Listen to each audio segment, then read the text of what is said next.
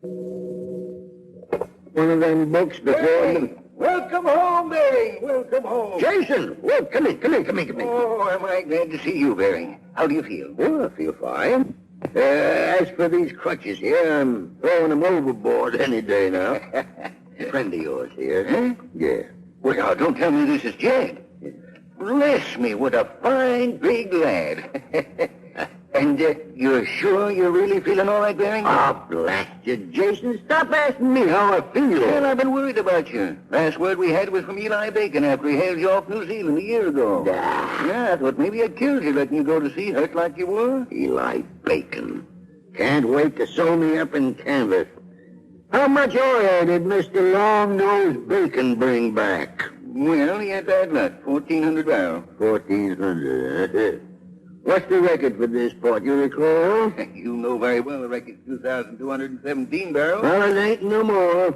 What's that? It's 2,246. Say, Bering, is that the truth? Or you just... Mr. Stewart says maybe it's even a world record. Back to them books. That's the last time, though. Aye, sir. Bering, I can't tell you how proud I am for you. And it doesn't often happen for a man to have a record to retire on. Retire? Who says I'm retiring? Well, I didn't mean to bring it up right now, but, well, why not, Bering? The board of directors are giving you a pension, $3,000 a year. Oh, ain't that nice, no. Figured I ain't got another voyage in me, huh? Oh, be reasonable. It's not just the directors. The insurance company says so, too. Now, don't tell me you want to go to sea again. Maybe so. Maybe not. I ain't decided. What is it? Is it the boy? You want to leave someone else named Joy on the quarterdeck? Because if that's it, it's nothing but pride. Now, look. I ain't looking. And there ain't no directors nor no insurance company doing my deciding for me. No, you neither. All right, Bering, all right. Here, you'll be needing this. Key to your house. Thank you. Everything's clean and ready for you. It's a right pleasant house, Bering. Yeah. You and the boy should be real comfortable there. Me and the boy be real comfortable aboard this vessel. Good to see you, Jed. He's a fine lad. Thank you, sir. Are we going home now, sir? Huh? Oh, yeah. Come on, boy. We're going home.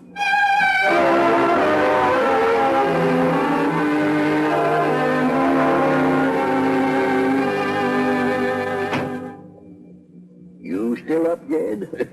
Past 4 balls. I've been studying, Grandpa, like you told me to. Oh, well. Well, I've just been calling on the school superintendent. You'll take the examination tomorrow morning. Yes, Grandpa. If I fail, I can't go to sea no more. That's it, ain't it, Grandpa? I ain't saying it is, and I ain't saying it ain't. And no more gab about failing, you hear me? But I just don't know nothing about this book-learned bilge. It ain't bilge. Useless, maybe, but don't you ever let me hear you calling it bilge. Yes, sir. What's fretting you special? What book you been studying? This one.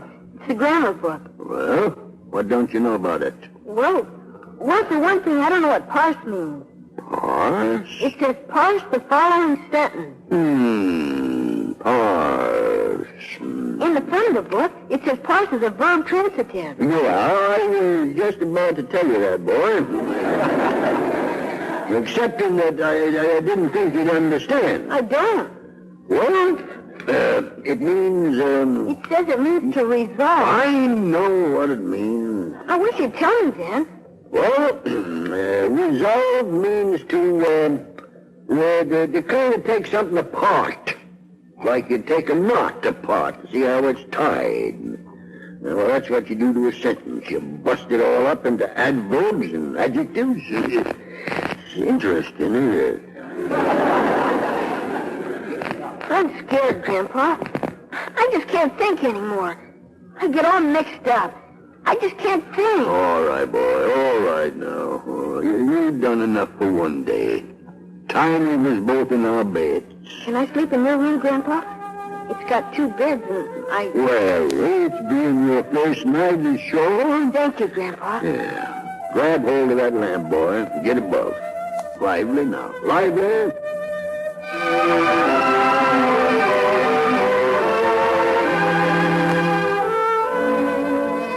Grandpa?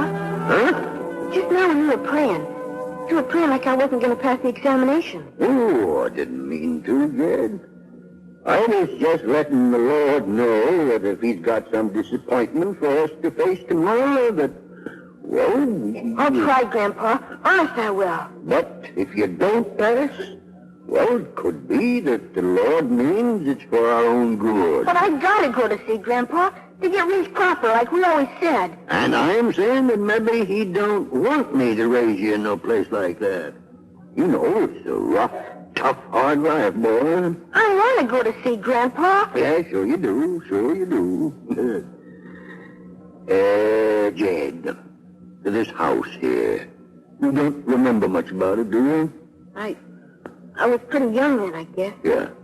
Mighty interesting subject. Remembering. Mighty scientific subject. It is? Yeah. Now, just being scientific, you wouldn't remember the night you was brought in here to my room to sleep, would you? Night your ma died. I don't think so, Grandpa. No, just lonesome you was. Just lonesome. I think I remember, Grandpa. Kind of. I had to kiss you goodnight. Even just like I was your ma. Seemed to make you forget about being lonesome. Funny, ain't it? I guess so, Grandpa. Yeah. I don't suppose that right now you... Huh? Oh, nothing, boy. Nothing. Well, you was mighty young, like you said. Well, go to sleep. Go to sleep.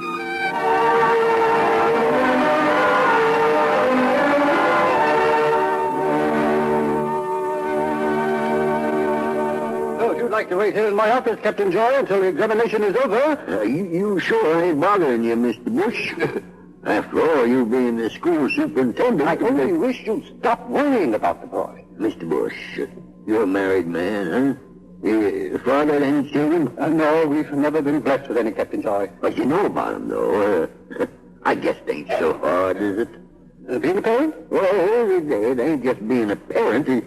It's being a parent ashore. Well, some pretty fair people have managed to get raised ashore. That's right. Abe Lincoln now. He made it handsome. Most handsome. But Lincoln's folks were shore folks.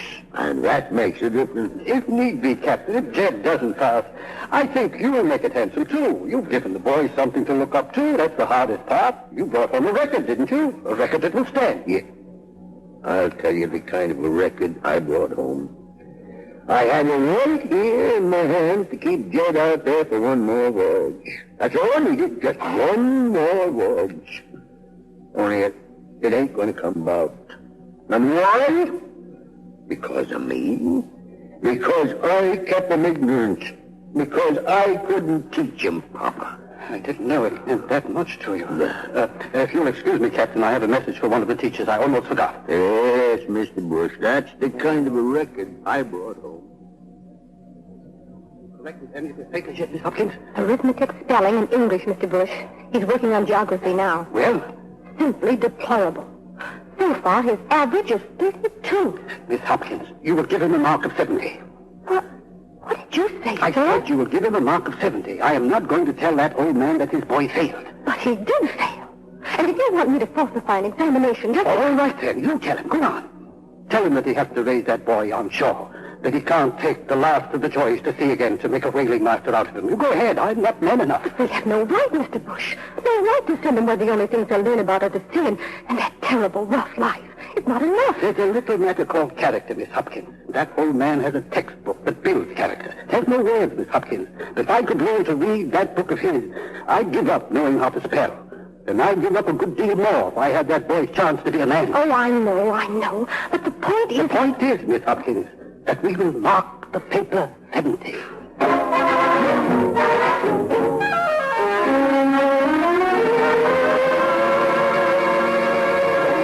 Come in. Glad you stopped by the office. You can stay, lad, Jason. Just tell me what you've done about refitting the vessel. Well, we haven't done anything yet. I'd like you to meet Mr. Lunsford here. Mr. Lunsford, this is Captain Joy. I do. Rather know, sir. Well, what do you mean you ain't done nothing? Well, I see. Jed must have passed, eh? Passed? Of course he passed. 70% in every subject. Not bad for a boy who never went to school.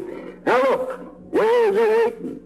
We got a crew to line up and the first mate to find. That's strange. I was just talking about that with Mr. Lunsford. Oh, you was, huh? Yes, Mr. Lunsford's from Boston. And was he to get a chance to sail with you? Well, it might work out just fine all around. Yeah. Young fella, ain't he, Jason? Yeah. Young and healthy. Well, I imagine I could survive another voyage, sir. Jason, a body with half an eye can see the wheels run round your head. Lunsford comes from Boston. Boston, where them insurance companies but now, it wouldn't be possible that Mr. Lunsford's got his master's papers on him, would it? Well, yes, he has. Look, suppose we let Captain Joy look the record over if he wants to, and if he's got any questions to ask... That's a mighty fine idea, young fella. Yeah. Let's see them papers, if you don't mind. Yes, sir. There. Yeah. Rigby and Son. That's good for him.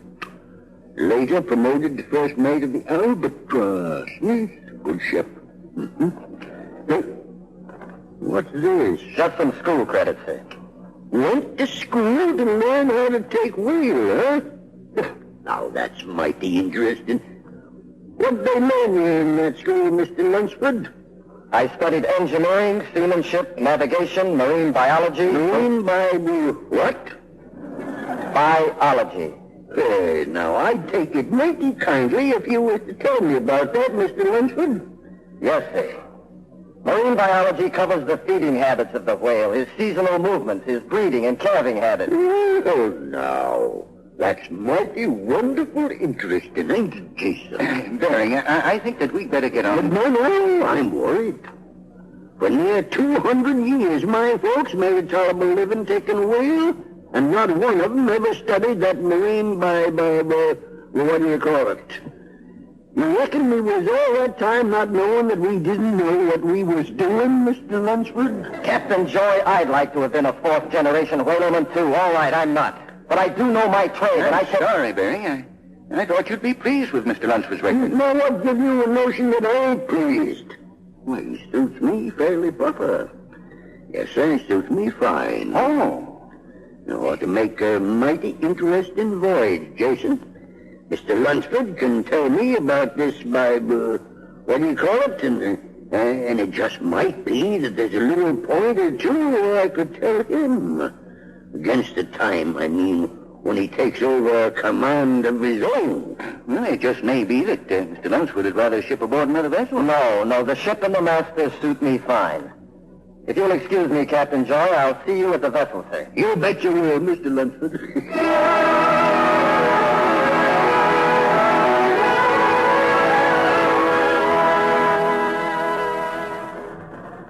Well, Mr. Lunsford? We've cleared the Cape, sir. Full sails aloft, making 10 knots, sir. Mm-hmm. You formed any opinion of the crew yet, Mr. Lunsford? They appear able enough, sir. Well, some good things about them, maybe. You may have noticed that most of my crew generally sign on again. Out of affection, no doubt, sir. Could be, Mr. Lunsford. Oh, yes, could be. That's possible. However, I make no contact with the crew. Now, maybe you think that's because I'm an old man with need of these here crutches to make my way about. Is that what you think, Mr. Lunsford? I hadn't thought about it at all, sir. I deal with my crew entirely through my first officer and don't meddle. Yes, sir. For instance, it so happens I got Tim aboard. But his being my grandson don't make him no different from no other folks around. Yes, sir. Now, but we got a special little problem, Mr. Lunsford. My grandson was permitted to make this voyage with the firm understanding that he receive his proper portion of booklearning, like the law says. Whilst he was cabin boy, I earned them. But him being crew now, it's different. I dasn't meddle with the crew, no wise whatever, like we said. See, Mr. Lunsford? Yes, but then who's going to... Well, it's a vexing problem. At least, it was a vexing problem. Until it come to me to remember you and your schooling. Because From now on, it can be your duty to oversee his book learning just like this vessel promised. Oh, but my time's going to be pretty well taken up. Oh, fit the lessons in time. Your off hours will be fine. And don't look so long-faced. I had the feeling when you come aboard that you was ready to take on extra duty was the chance to show itself. Yes, sir. Anything else, sir? Another thing, Mr. Lunsford. This here has been a mighty interesting chat. Yes, sir. Mighty interesting.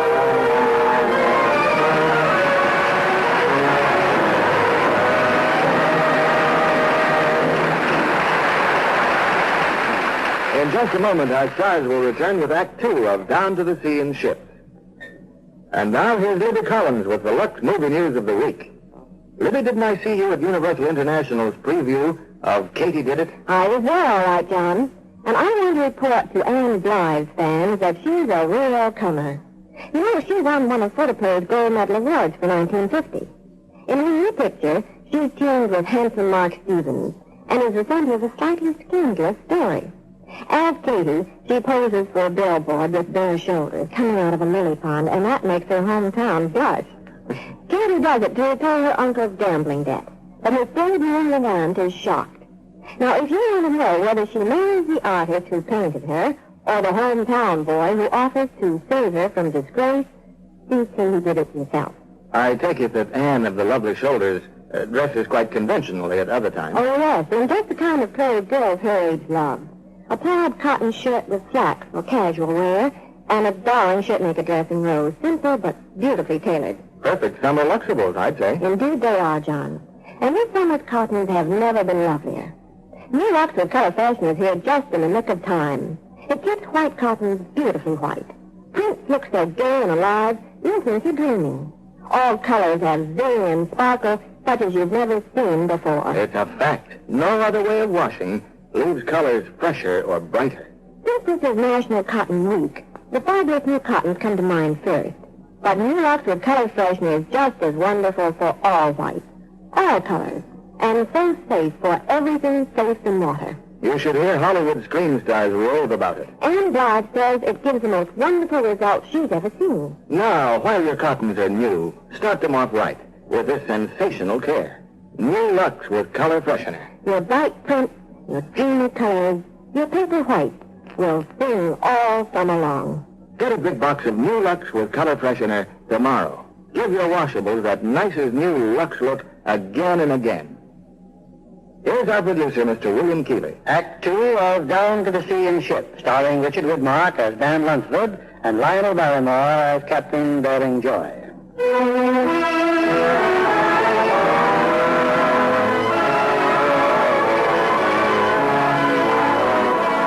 Several days have gone by, and the flight of Bedford, full sails aloft, sweeps onward to the South Atlantic. On the afterdeck, Captain Joy's grandson keeps an appointment with his new teacher. Let's see. You passed the 4th grade examination, huh? I got 70, Mr. Lunsford. It was easy. Oh, I'm sure it was. Look at the teacher you had. All right, now it says here in your book that Farmer Brown has a box of 32 apples. He gives 8 away, 6 more rot before he can get them to market. Now, how many apples are left for sale? I don't know. Hey, look at the front. It says port side. I asked you a question, mister. I don't know, sir. Besides, I don't see why I have to learn about farmers. Look, 32 apples. He gives 8 away, 6 more rot. Now, how many are left? 7? Look, I wonder if we try real hard, we could find something that you do know. What's the longest river in the world? The Narragansett? The Narragansett. What was the first battle of the Revolution? I don't know. Why do there have to be so many questions? Grandpa's the best whaleman in the world. He didn't have to learn about farmers and with apples. And look at Abraham Lincoln. He didn't have to have no schooling to be president. Well, it wouldn't take long to figure out where you heard that one. All right, mister, I guess we can't get pros out of a pelican.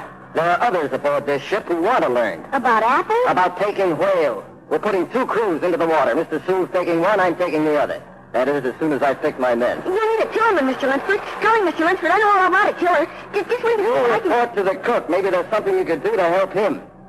The cook, sir? You've got your orders, mister. Yes, sir.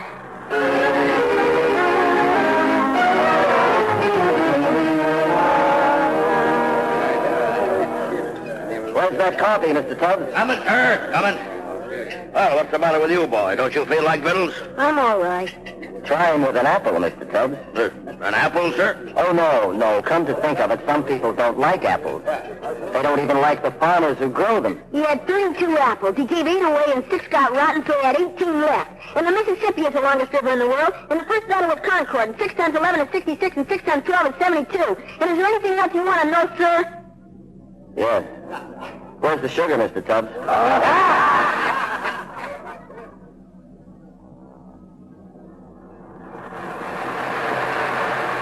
What are you looking at, mister?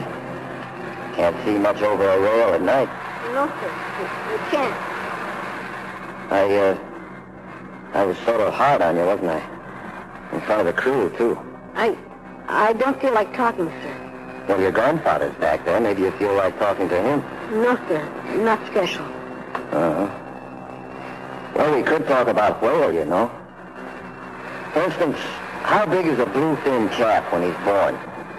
How old is he before he starts to travel? What does he eat that's different from other whales? Oh, come on, mister. What's the matter? How big is he when he's born? Oh, 20 feet, maybe. Did you ever see one? No. Well, how do you know then? I studied about it. Yes, that's right, in books. What whales eat, how they behave, the sum of what a lot of men have found out about them. I could learn that. Sure, you could learn lots of things once you got the hang of studying. Even sevens. Well, what about 7? Well, that's a mighty important number in a man's life. When he's 7, he changes from a child to a boy. Now, what's twice 7? 14. That's right, and that's about when he stops being a boy and he starts growing into a man. 3 times 7? 21. Yeah, that's when he's all the way grown up. Well, he thinks so anyway. But, let's jump ahead a little bit, shall we? What's 10 times 7? 70? That's right, 70. 70. That's the best age of all if a man has sense enough to meet it the way he ought to. Grandpa's 70. Oh, is he? But that's a fine time of life, Jed. A man can sit on his front porch in the sun and think about how good he used to be and leave the work of the world to younger and better men. What are you talking so loud for? Oh, am I? I didn't realize I was. Well, that's enough for now, boy. We'll take the 8s tomorrow. You ain't mad at me anymore? Go on, get to bed. Good night, Mr. Lunsford. Good night, Jed. Good night, Captain Joy. Go to bed. Younger and better men. Younger and better men, my foot.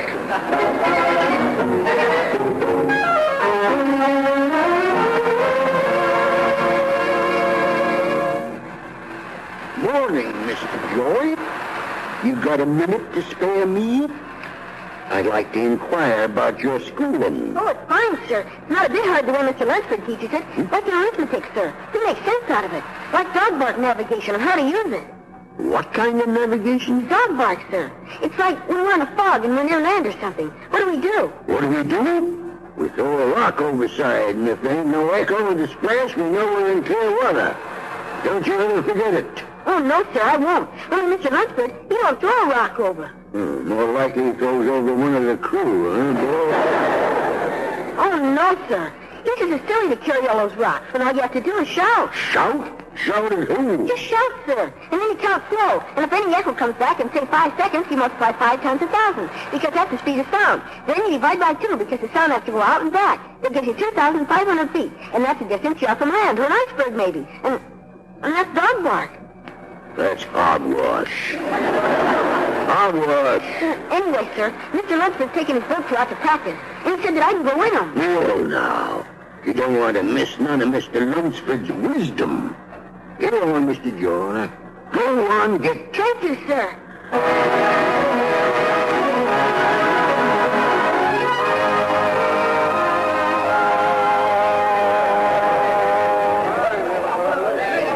What's all the stir about, Mr. Thatch? They come back, sir. With the Lunsford longboat. They finally get back. All hands safe? Yes, sir. Bit backwards, sir. They've been pulling them oars for hours. I expect they have. Well, get him aboard, Mr. Thatch. There's only one thing I want to know. Who's the jokester aboard who filled that extra sail?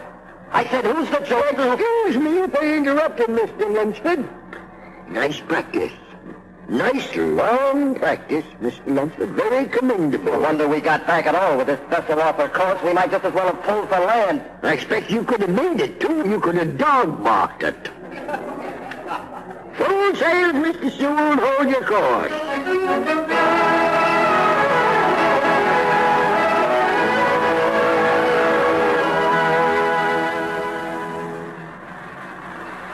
Stand and watch, Mr. Lunsford. Yeah. After all that rowing you've done. Let me bring you a mug of coffee. No, thanks, Mr. Tubbs.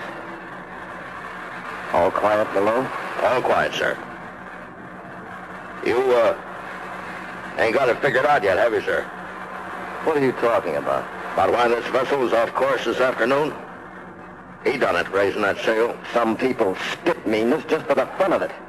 You ain't had much truck with feelings, have you, Mr. Lunsford? Look, maybe you'd better get back to your gal. Can't you see, sir, the captain, he kind of took the boy's feelings for granted, same as we do all our kin, but you're taking that boy away from him, Mr. Lunsford. You're taking something you've got no right to. That old man loves nothing outside of himself and whale oil. He dumped that kid on my deck himself. All I've done is try to hammer his little ABCs into No, sir, no, sir, no, sir.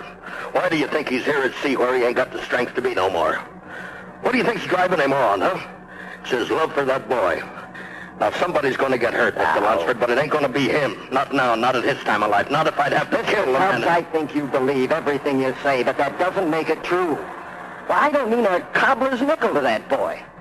But if that's all it'll take to make you happy, that's easy. I'll dump him back in the old man's apron, and quick, too. Well, it ain't going to be as easy as you think, sir. No? No, sir. Good night, Mr. Lunsford.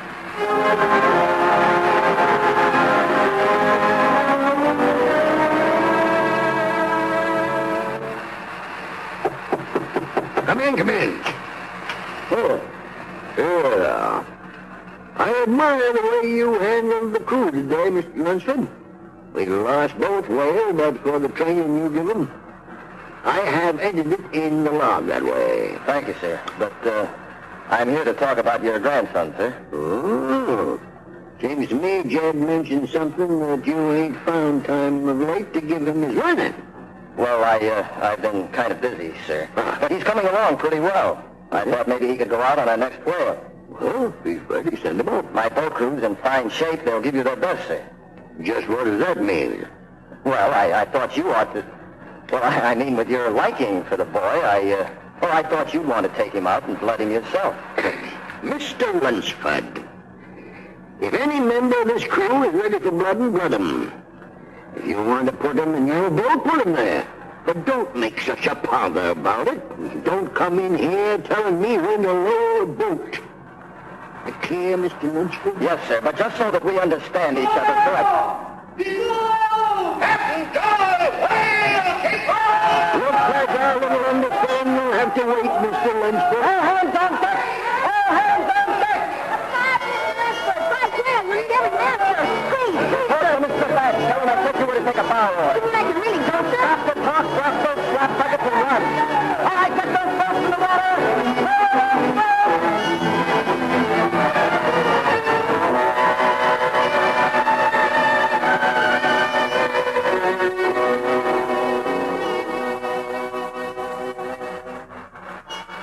Nice, healthy cow you got there, Mr. Lunsford.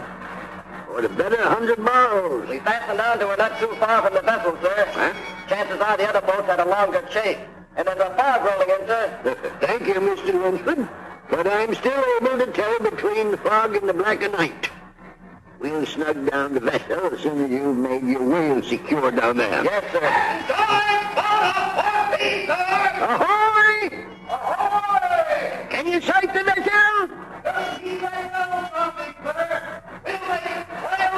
Good work, Mr. Sewell. Rum, Mr. Tubbs. Double grog for all hands.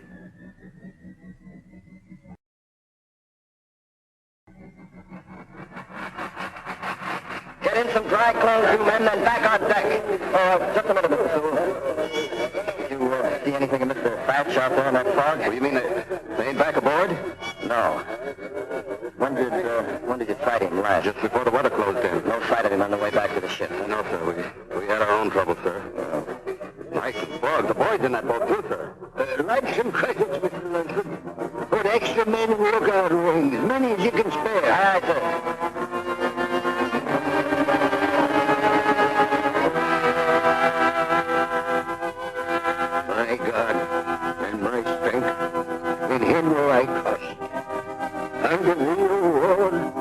lift my eyes and my soul.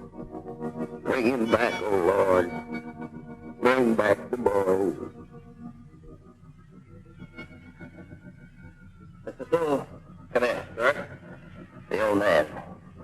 Did he eat his supper? No, sir. He's still standing up on his deck there, leaning on them crutches and staring out in the fog like a statue of stone. Any word from Mr. Sykes, sir? The old man told him not to search beyond the sound of the vessel, not more than 10 minutes. Thatcher's a good man, sir. Wherever they are, they could still be all right. Now, he was talking about putting over another boat, I suppose. Not to Captain Joy, sir. He's got his rules. Well, suppose he breaks them for once. That's his own kid out there. What good are his rules if anything happens to him? I don't know, Mr. Lunsford, but I do know he won't lower another boat. Maybe that's why he never has any trouble with his crews. They know he ain't never even bent a rule. Man ain't the best master in the trade for nothing, Mr. Lunsford. Yeah, I'd lower another boat, but not him. Don't do it, sir. You can't quit ship without order. Just a few minutes for that suit of it, and You've seen nothing and you've heard nothing. Is that clear, Mr. Sewell? Yes, sir.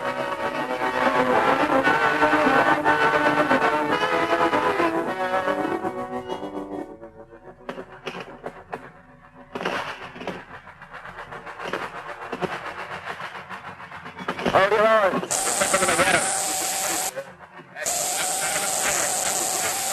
The sail must have come back on them. Made little enough pieces of it. We do exactly that, Mr. Rumley. We'll start another circle. Now bend those oars.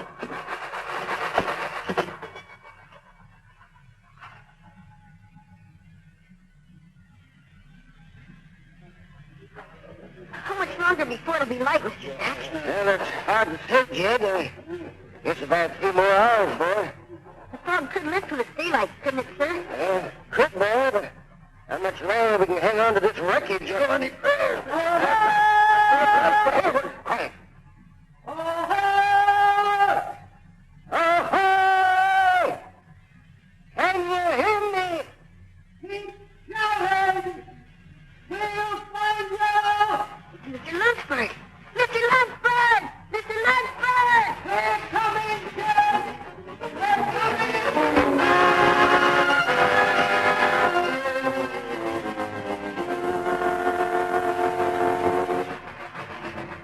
The boy's going to be all right, sir. He's in his bunk. I think he'd like to see you, sir. Mr. Lunsford, as a man, I'm grateful beyond all measure for what you've done. Well, I don't know how we'll stand That doesn't matter, man. There are not the words to tell you how grateful, Mr. Lunsford. Thank you, sir. But in doing what you did, you jeopardized the safety of this vessel and her entire crew, for which I am fully responsible. Now, was there any question in your mind that you were violating my authority? None, sir. Mr. Lunsford, as of this moment you're relieved of duty. We'll continue taking away until we have to put into port for supplies, likely Valparaiso. You'll be pretty sure there. In the meantime, you have the freedom of this vessel. Thank you, sir. Wait, please. I want you to know I don't take no pleasure in the doing of this. I had no quarrel with it, Captain Joy. Is there anything else, sir? No, nothing else, Mr. Lunsford, no. Thank you, sir.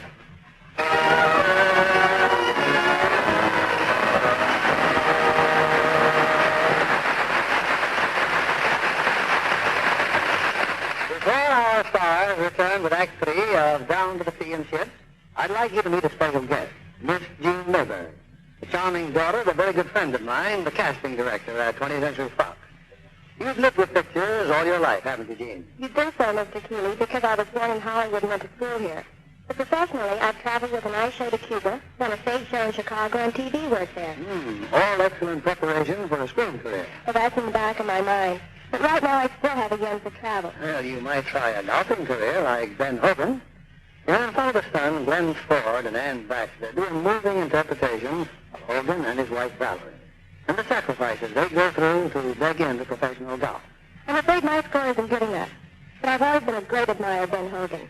My greatest regret is missing him at that event for Los Angeles Open when he came back like a champion. Too bad you missed it, Gene. I was fortunate enough to have been there.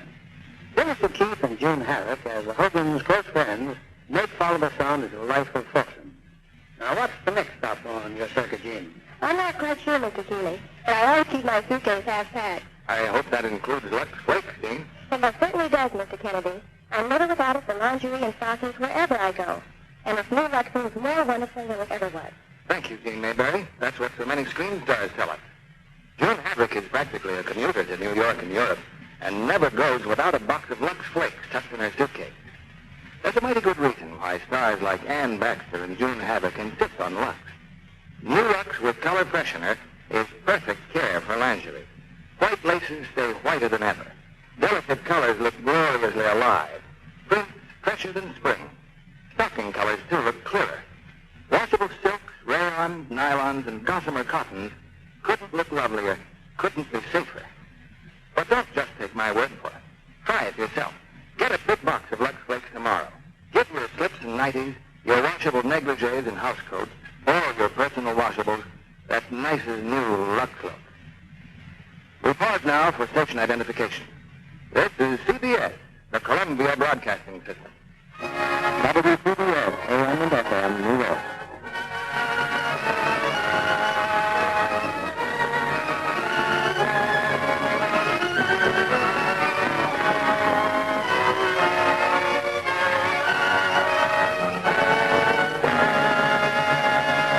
The curtain rises on Act 3 of Down to the Sea and Ship, starring Richard Widmark as Dan Lunsford and Lionel Barrymore as Captain Bering Joy.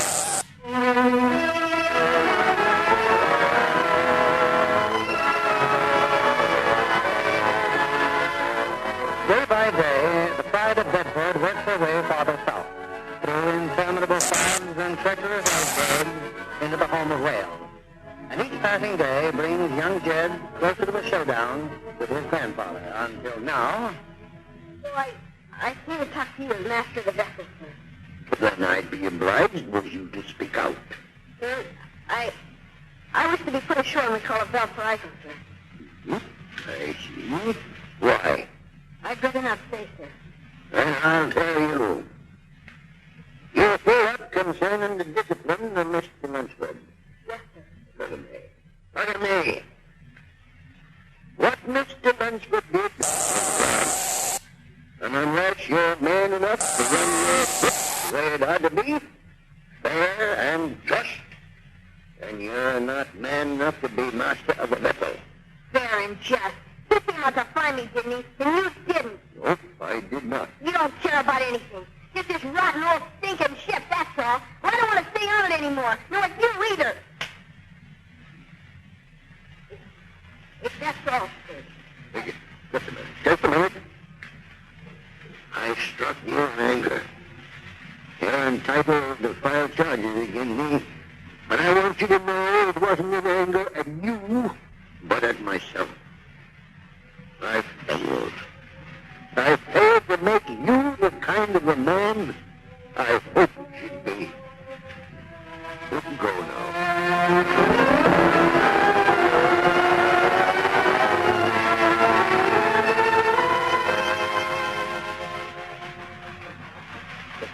Aye, sir. Come here a minute. How is he, the old man? No better, Mr. Lunsford. A man his age going out on a longboat. He brought back a whale, didn't he? That's the business of this ship, Mr. Tubb. The boy been into seeing you? No, sir. Forgiveness ain't in the Joy blood, Mr. Lunsford. He won't get better. He don't want to get better. He's going to die. Mr. Lunsford. Well? Captain's orders, sir.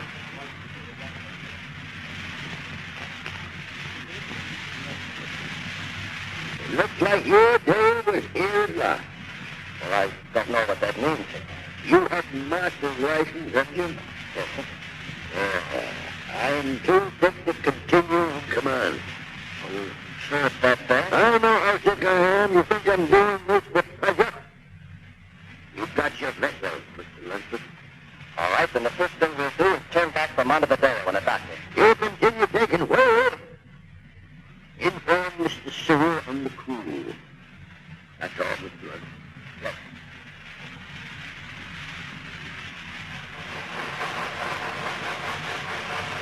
We got more sail, sir, but I'd hate to crowd her with the ice and all. We can't crowd her, Mr. Sewell. That old man can smell it out if anybody so much as ties a knot he hasn't ordered. So ease her around, point at a time. All right, but remember, though, we've got to get him to Montevideo as fast as we can. Mr. Luxford, sir. Yes, yes. How sick is he, Mr. Luxford? I'm afraid it's pretty bad. I thought I'd go and see him. I want to tell him before he's sick. That's not enough, kid. Look, you think he's been pretty tough with us, don't you? But maybe sometime you'll get a chance to look in his logbook. And you'll find it written there that he took himself off duty just as quickly as he took me off. And you'll find that it says that what's right for the vessel comes ahead of himself or you or me or anybody. It takes a strong man to live like that, Jess, to put what's right or wrong ahead of your own duty. I don't know if you could win. He's more than that. He's more of a man than you or I could ever hope to be. And if you were my own son, I'd wish nothing better than you go down there right now and tell him so before it's too late. But that'd be like saying he was right instead of you. After all, you're the one that's been my friend. Jess. You can't say something you don't mean to. You can't. You just can't. All right, Jed, it's up to you.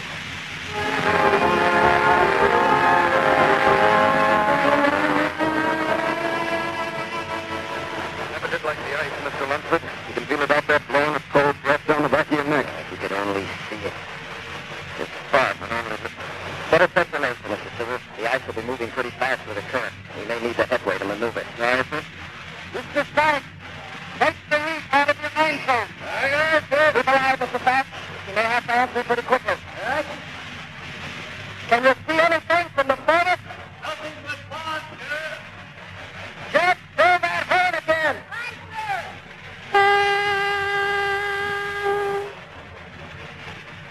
There's something ahead, sir. Little to starboard. Wait a minute. Fire again, Jet. Ice to starboard! Ice to starboard! Hold it back, Mr. Fat. Hold it here. Hands on deck! Hands on deck. In a crash! Emergency stations there! Hands! Emergency stations!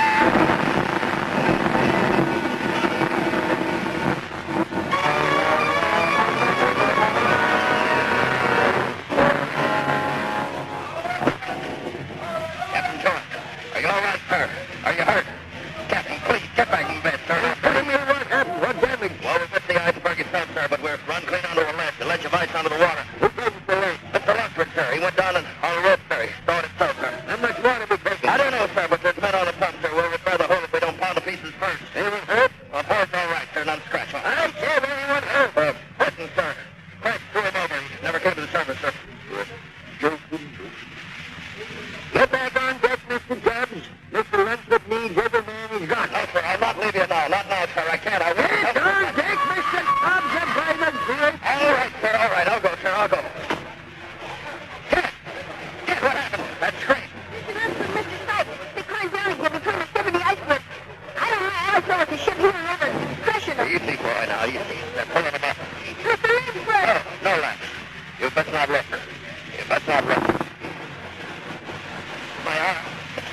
Just my arm. Right. Smashed all the bottle, he said, sir. You best give us around. It's broken. That's all I needed. You better take over, Mr. Sewell. Nothing forward. I want to talk to you.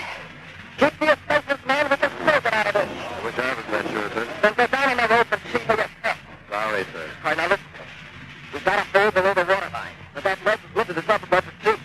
It's only the weight for pounding in the hole. A little more of this pounding and we'll slip off the ledge. That's why we've got to mend that hole.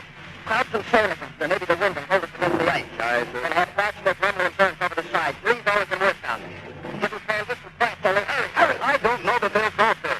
They'd anyways have a chance in the lifeboat. It's the boat, brother. It's where they're bringing ship. Bad, she's given up already. There's the cabin. There's the trap.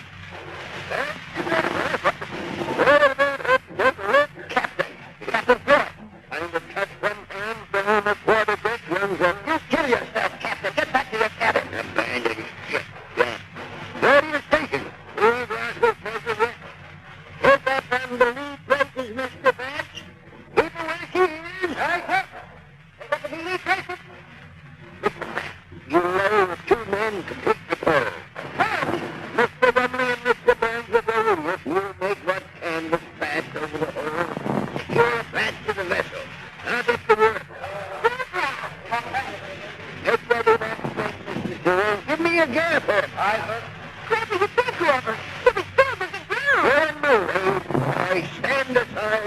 all ready, sir. Abandon ship.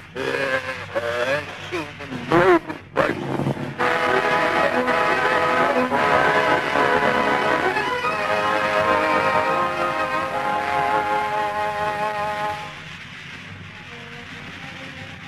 It's me, Grandpa. Sure. Are you feeling better? Yeah, boy. You want to speak to me? Yes, sir. Mr. Dad says he wants to finish his sections, sir. And they're still taking water. But we're supposed to be complete with the hour. He's shipping us for 7 knots. Mr. Thatch. Yeah. He told me about you, yeah? About the night when your boat was stolen. Said you held yourself like a man. Yes, sir. I mean, Yeah? I want to say to withdraw our supposed to be put ashore. I think maybe I know now what it has to be like when you're alone. I mean, What are you trying to say, boy? Grandpa! Grandpa! Yeah.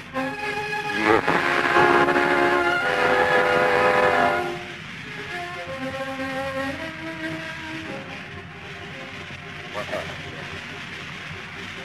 I'd like you to tell me. My breath was dead. I was told in the forest, stuck in his boat. He didn't know all about it. And then the master knew it or not. It's all.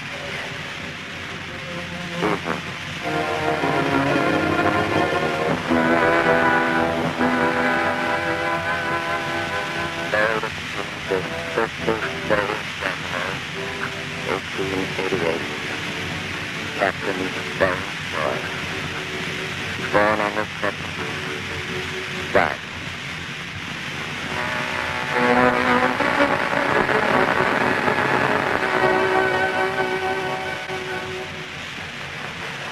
Another ship, Mr. Lester. Look, another ship.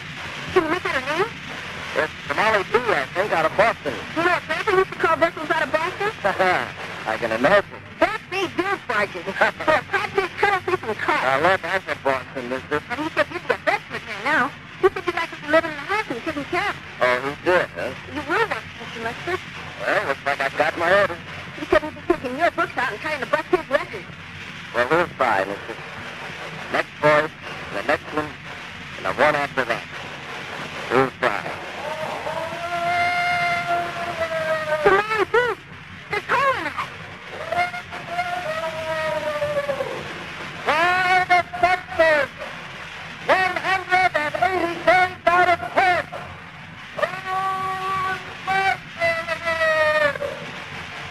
Captain Bering Joy.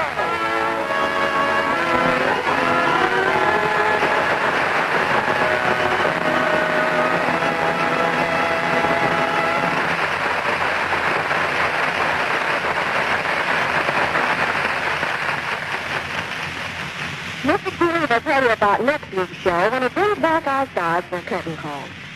Did you know this is also National Baby Week? I'm celebrating myself by going to a baby shower. Oh, yes. Hollywood stars have baby showers just the way young males all over the country do. I haven't had a purpose yet, but that's easy.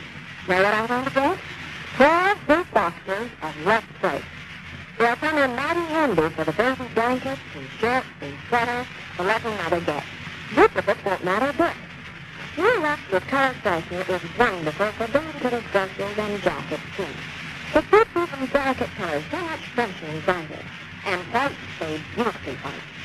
I must admit, giving Lux for a present isn't entirely original. I got the idea from Ann Southern. Her little girl Patricia is 6 now, and Ann says she's used Lux by the kids ever since Keisha was born, following right in Mother's footsteps. Ann says his new Lux with color freshness couldn't be more wonderful for her own washing. Here's a trick from Hollywood screen stars. Use new Lux with color freshener for baby screens as well as your own. Jennifer Fox smiles. Now, here's Mr. Keeley with our stars. And, of course, we want them to come forward for a well-deserved curtain call. Richard Widmark and Lionel Barrymore.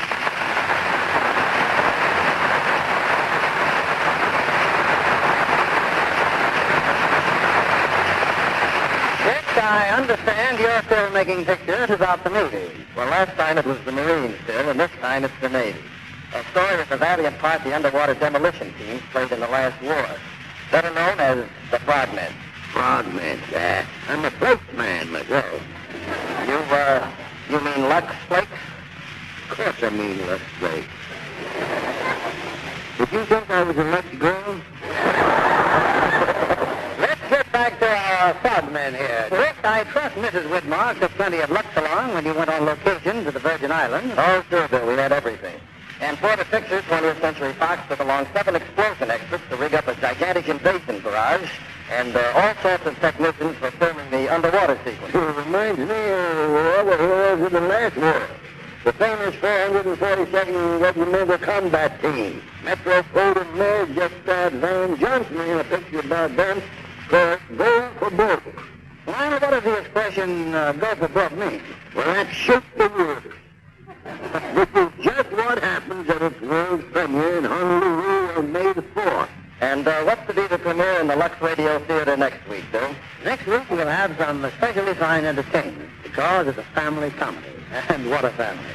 It's the 20th Century Fox production of Cheaper by the Dozen. The trials and tribulations of rearing 12 children. And as father, we'll have none other than inimitable, incomparable perfectionist Clifton Webb. We'll look forward to it, Bill. Good night. Good night.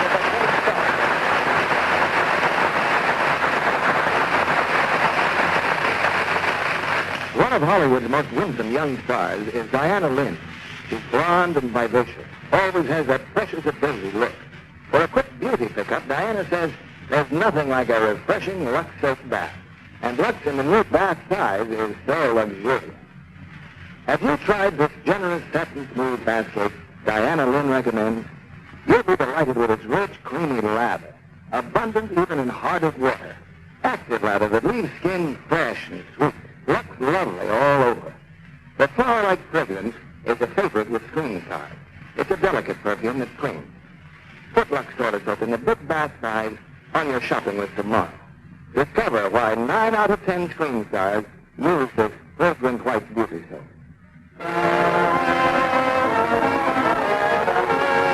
Viva Brothers Company, the makers of Lux Flakes, join me in inviting you to be with us again next Monday evening when the Lux Radio Theatre presents Cheaper by the Dozen, starring Clifton Webb. This is William Keeley saying good night to you from Hollywood.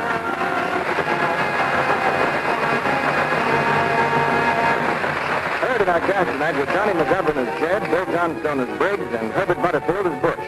Our play was adapted by S.H. Barnett, and our music was directed by Rudy Schrager. This is your announcer, John Milton Kennedy, reminding you to join us again next Monday night to hear Clifton Webb in Cheaper by the Dozen. Stay tuned for My Friend Irma, which follows over these same stations. This is CBS, the Columbia Broadcasting System. Yes, stay tuned for My Friend Irma, starring Marie Wilson. Oh, listen to me, lady. Listen to me, bud. If you want to be my happy, then you want it from bud. Yes, Bud cigarettes are cooler than cool. That's S-P-U-D.